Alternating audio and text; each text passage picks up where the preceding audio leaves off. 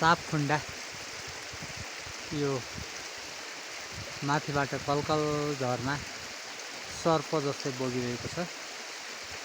यहाँ आमाले भनेअनुसार यो चाहिँ सर्पहरूको खण्ड अर्थात् सर्प बस्ने ठाउँ हो भन्ने सुनेको हो।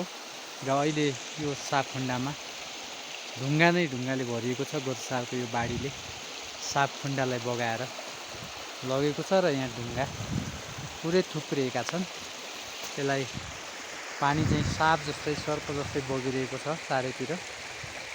यहाँ चाहिँ ठ्याक्कै सर्पको आकार,